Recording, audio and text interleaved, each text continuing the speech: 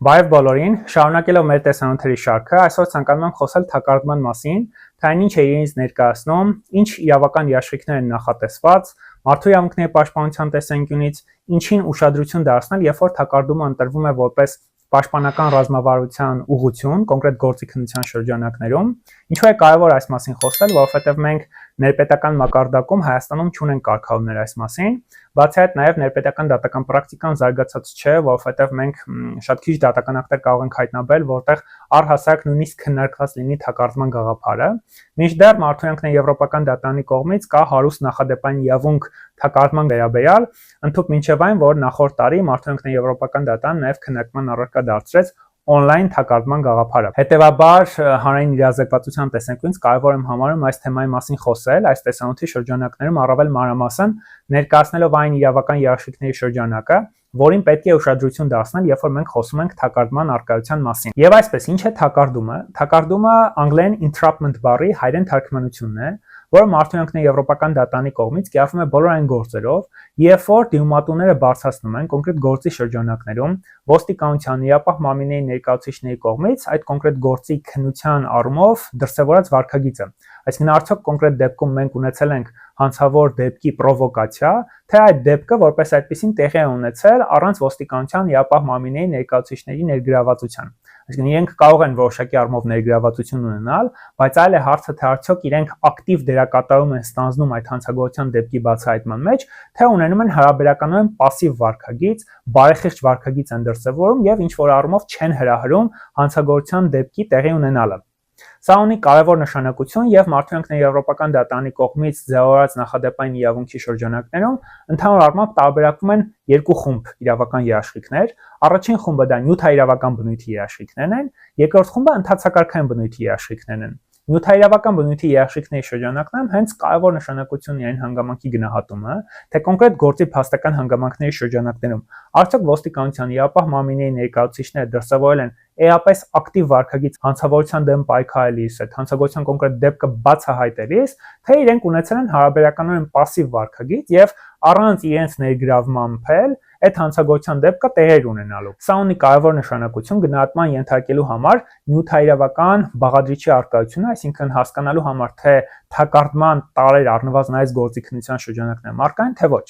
Ընդ որում շատ կարևոր է նաև ուշադրություն դարձնել մի շարք հանգամանքների։ Արդյոք որպես այդպեսին ի սկզբանե դիցուկ օրինակ երկխոսությունը հրահրվել է ոստիկանության ներկայացուցիչների կողմից, իրապահ մարմնի ներկայացուցիչների կողմից, թե անձն է ի սկզբանե նախաձեռնել դրանք։ Արդյոք որպես այդպեսին ոստիկանության իրապահ մարմինների ներկայացուցիչների կողմից ձեռնարկված գործողությունները եղել են օրինական, թե ոչ։ Սա եւս ունի կարևոր նշանակություն, որտեղ հանցավորության դեմ պայքարը ենթադրում է, որ պետության ներկայացուցիչները պիտի կիրառեն բացառապես օրինական մեթոդներ։ Դիցուկ օրինակ թմրամիջոցների դեմ պայքարի շրջանակներում պետության ներկայացուցիչները չեն կարող անօրինական որոշակի գործողություններ կատարել, դիցուկ օրինակ թմրամիջոցների վաճառքի կազմակերպման ներքո փորձել բացահայտել են անձանց, ովքեր որ կարող են հետաքրքրված լինել թմրամիջոցներով։ Այսինքն յուրաքանչյուր դեպքում կարևոր նշանակություն ունի այն, թե ինչպիսի վարքագիծ է դրսևորում իրավապահ մարմնի ներկայացուցիչը կոնկրետ հանցագործության դեպքը բացահայտելիս։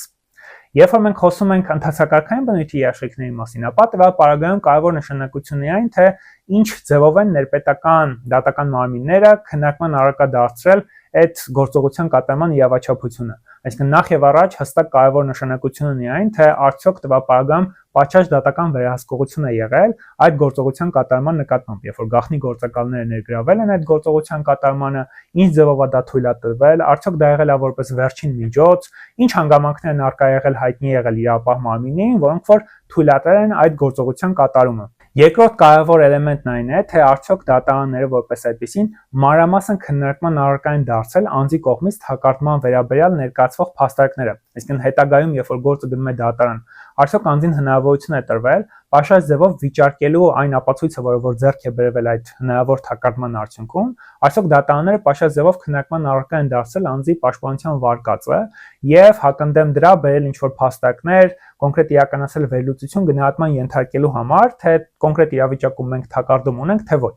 Եվ դրանից բացի նաև կարևոր նշանակություն է այն հանգամանքը, թե արդյոք անձին հնարավորություն է տրվել վիճարկելու հակընդդեմ հարցման ձևով այդ ձեռքբերված ապացույցի իրավաչափությունը։ Այսինքն արդյոք նույնիսկ ոստիկանության գործակալները, որոնք որ ներգրաված են եղել այդ գործընթացի մեջ, անձին հնարավորություն է տրվել հակընդդեմ հարցման շրջանակներում դատաքննության ընթացքում հարցեր ուղղելու եւ վիճարկելու այդ ապացույցի ձեռքբերումը։ Սա եւս ունի կարևոր նշանակություն արդար դատաքննության իրավունքի երաշխիքների շրջանակից, որովհետեւ Մարդու իրավունքների եվրոպական դատարանը այս բնույթի գործերը քննարկում է հենց արդար դատաքննության իրավունքի շրջանակներում։ Այս թեմայով վերջին գործերից մեկը, որ Մարդու իրավունքների եվրոպական դատարանի կողմից քննարկվել է, 2025 թվականի հոկտեմբերի 7-ի Հելմեն ընդդեմ Էստոնիայի գործն է, որը շատ մեծ հետաքրքրություն է ներկայացնում նաև իրավաբանների համար իր փաստական հանգամանքներով, այն վերլուծության, որը որ Մարդու իրավունքների եվրոպական դատարանը կատարել է այս գործի շրջանակներում։ Այս գործով Էստոնիայի իրավապահ մարմինները տեղեկություն են ստացել այն մասին, որ որոշ անձինք մինչև 14 տարեկան անձանց հետ սեռական բնույթի հաղորդակցություն են վարում on-line հարթակներում եւ նպատակ են հետապնդում իրենց նկատմամբ որոշակի սեռական ոտնձգություն կատարել։ Այս տեղեկատվությունը ստանալուց հետո որոշում է կայացվում ոստիկանության գաղտնի գործակալ ներգրավել, ով որ գրանցվում է on-line հարթակներից մեկում Marlen 12 nickname-ով, ի սկզբանե նպատակը լինում է այն, որ այն անձինք, ովքեր որպես այդպիսի երկխոսություն են ծավալում, գիտակցեն, որ դիմացինը հանդիսանում է 12 տարեկան, այսինքն 14 տարեկան չլրացած անձ, որպեսզի կարողանան այդպիսի դեպքերը բացահայտել։ Եվ որոշակի ժամանակ անց M41 Tallinn nickname-ով անձը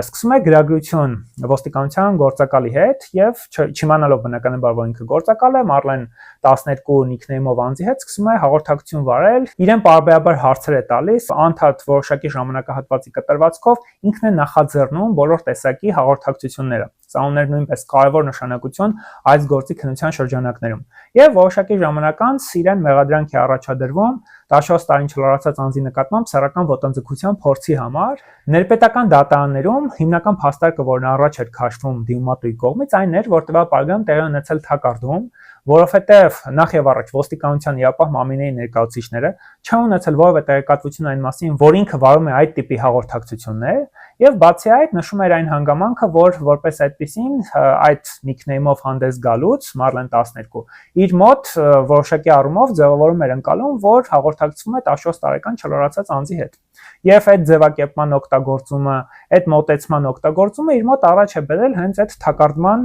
գաղափարը, որ տեղի ունեցել թակարդում, այսինքն հրահրվել է հանցագործություն կատարումը ոստիկանության ներկայացուցիչների կողմից տեղի ունեցել սադրանք։ Մինչդեռ ներպետական դատարանները շատ մանրամասն վերլուծության ենթարկելով անձի կողմից ներկայացված փաստարկները հակադարձել էին դրան, ընդգծելով, որ որպես այդպեսին ինքն իմացել է, որ դա on-line հարթակ է, այդտեղ բնականաբար ցանկացած անձ կարող է գրանցվել, նույնիսկ 18 տարեկան չլրացած անձը եւ իր կողմից այդ հաղորդակցությունների վարումը վկայել է այն մասին, որ իր կողմից այդ հանցագործությունը տեղի է ունեցել, ուստի թակարդման մասին խոսք գնալ չէր կարող այդ գործի քննության շրջանակներում։ Հետագայում այս անձը գնացել հասել էր մինչև Մարդու իրավունքների եվրոպական դատարան եւ Մարդու իրավունքների եվրոպական դատարանը առաջին անգամ քննարկման առարկա էր դարձել on-line թակարդման գաղափարը։ Եվ հիմնական վերլուծության շեշտադրումները էլի կատարվել են նյութայրավական եւ ընդհանցակարգային բաղադրիչների շրջանակներում։ Նյութայրավական բաղադրիչի շրջանակներում Մարդու իրավունքների եվրոպական դատարանը գնահատման էր ենթարկել ոստիկանության գաղտնի գործակալի կողմից իրականացված գործողությունների իրավաչափության հարցը։ Նախ եւ առաջ արձանագրվել էր այն հանգամանքը, որ ինքնին ոստիկանության ներկայացուցիչի կողմից այդ on-line հարթակում գրանցվելը ոչ իրավաչափ կամ ապօրինի գործողություն չի եղել։ Բացի այդ, իր կողմից նաև որևէ ձևով հրահրում չի եղել որևիցե հաղորդակցություն, այսինքն իրենք չեն հարկադրել, որ դիմումատուն այդ հաղորդակցությունները վարի։ Ընդհակառակը, ինքն է յուրաքանչյուր դեպքում նախաձեռնել այդ հաղորդակցությունների վարումը կոնկրետ նպատակով։ Եվ հետևաբար տվյալ համատեքստում խոսք գնալ չէր կարող թակարդման մասին, քանի որ ոստիկանության իրապահ մարմինի ներկայացուցիչների կողմից գործողությունները տվյալ պարագայում եղել են հարաբերականորեն պասիվ եւ իրենք ակտիվ ներգրավվածություն չեն ունեցել այդ դեպքի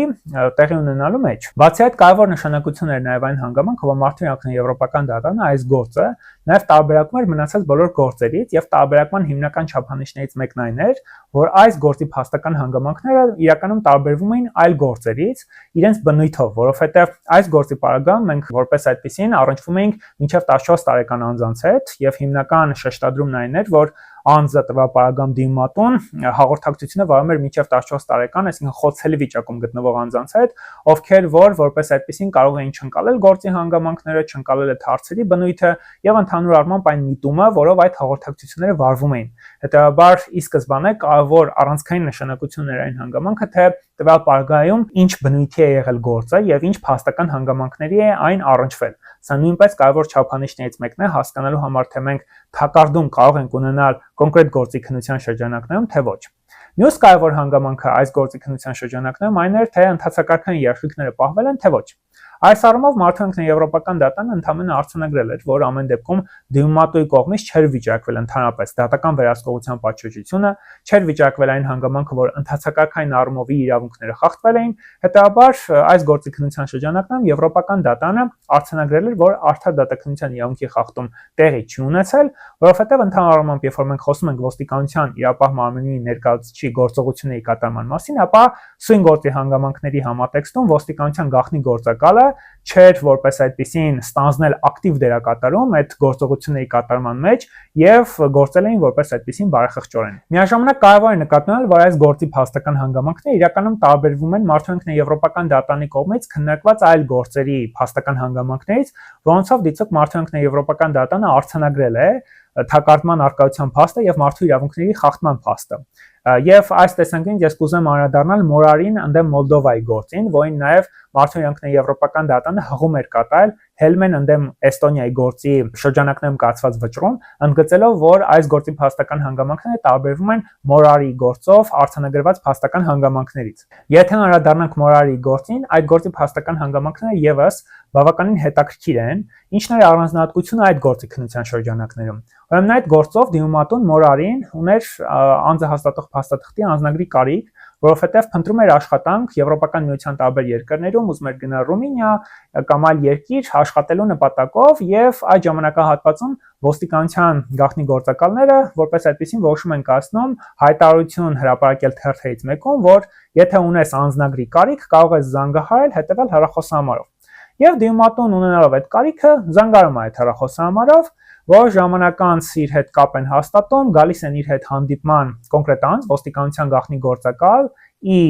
կեղծանունով, եւ այդ գաղտնի գործակալի հետ հաղորդակցության արդյունքում պարզ է դառնում, որ այդ անձը, ում հետ ինքը հանդիպել է անձնագիր ձեռք բերելու կարիքից դրդված, պարզ է դառնում, որ ինքը եւս անձնագրի կարիք ունի։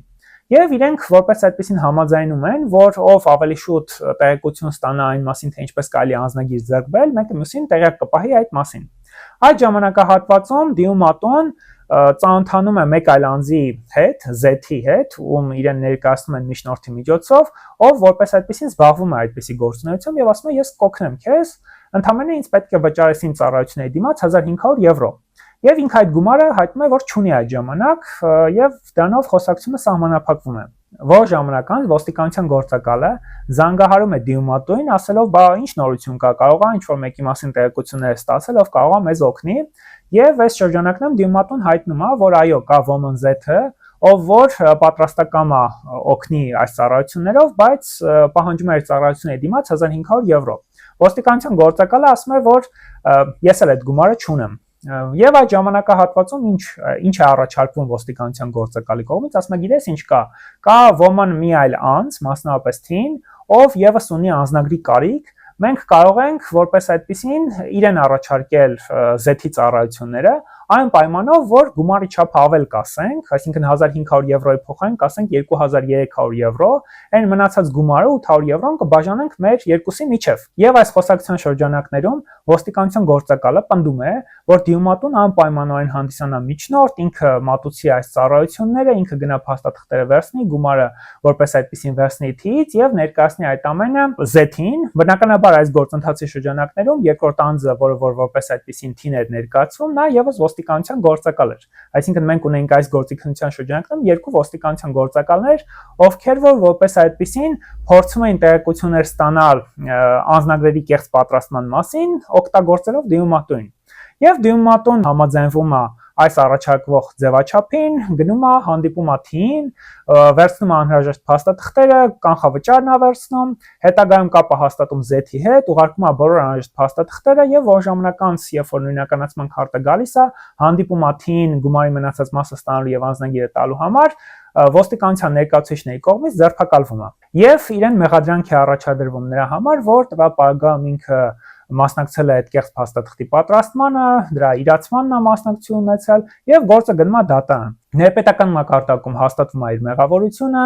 ինքը նույնիսկ ընդհանուր պահանջում է, որպեսզի հակադեմ հարցման ենթարկի ոստիկանության գործակալներին, ովքեր որ ներգրաված են եղել այս գործընթացի մեջ, ներպետական մակարդակում դա մերժվում է եւ հետագայում ինքը գնում է հասնում է Մարդու եվրոպական դատարան։ Եվ Մարդու եվրոպական դատարանը այս գործի քննության շրջանակներում իրականացնելով գործի փաստական հանգամանքների մանրամասն վերլուծություն, ի սկզբանե ուշադրություն դարձրել այն հանգամանքին, որ դիմումատուն տվյալ պարագայում ուներ пассив վարքագիծ ընդհակառակը եւ հենց ոստիկանության ներկայացուցիչներն էին իրենց վարքագծով փորձում հրահրել, ակտիվություն դրսևորել եւ որպես այդպեսին ի սկզբանե այն գործողությունները, որոնց շրջանակներում իրեն մեղադրանք էր առաջադրվել, այդ գործողությունները իրենք հրահրվել էին հենց ոստիկանության ներկայացուցիչների գործողությունների արդյունքում։ Այսինքն առաջին անգամ իրենք էին որպես այդպեսին հայտարարությունը թերթում հրապարակել, երբ որ անձը զանգահարել էր այդ հեռախոսը համարով ի սկզբանե տեղեկությունը ներկայացվել էր, որ գիտես ինչ կա եթե տեղեկություն լինի, մեզ կհայտնես, թե ով կարող է մեզ օգնի, հետո որոշակի ժամանակ անց զանգել էին կոնկրետելի դիմումատուին, ասել էին, բա ինչ նորություն կա, տվյալ պարագայում այդ հնարավոր անձից ով կարող է մեզ օգնել անձնագրեր ձեռք բերելու հարցում, հետագայում նաև իրենք էին որոշակի ֆինանսական փոխհատուցման դիմաց առաջարկել, որ ինքը հաղորդակցություն ծավալի միջնորդ հանդես գա անձնագրի ձեռքբերման համար հատուկ տեի համար եւ տվյալ պարագայում իրենց կողմից էր այդ ամբողջ նախաձեռնողականությունը ցուցաբերվել առանց իրենց մասնակցության այդ հանցագործության դեպքը տեղի ունենալ չէր կարող եւ տվյալ պարագայում Մարդու եվրոպական դատարանի այս վերլուծության արդյունքում նյութայրավական բաղադրիչի խախտումն արձանագրվել է եվրոպական դատարանի կողմից։ Անդառնալով ընդհանցակարգային բաղադրիչին տվյալ պարագայում շատ կարևոր նշանակություն էր նաեւ այն հանգամանքը, որ եվրոպական դատարանը հատուկ անդրադարձ էր կատարել նաեւ հակընդդեմ հարցման իրավունքի խախտմանը, մասնավորապես թեև ներպետական դատարանները ընդգծել էին, որ անձին հանդիսանում են գաղտնի գործակալ եւ հետեւաբար նման պայմաններում իրենք չեն կարող հարցաքննել դատարանում, Մարդու եվրոպական դատարանը արձանագրել էր, որ տվյալ պարագայում այդ գաղտնի գործակալներին դիմումատուն հանդիպել էր։ Իրենք հանդես են եկել իրենց կեղծանուններով իր հետ հարաբերակցվելիս։ Հետևաբար ներպետական մակարդակում հնարավոր էր անձանց կանչել դատարան, ովքեր որ կարող էին էլի շարունակվել հարցաքննել իրենց կեղծանվան օգտագործմամբ, բայց ամեն դեպքում հնարավորություն կտրվեր անձին օգտվելու իր հակընդդեմ հարցման իրավունքից,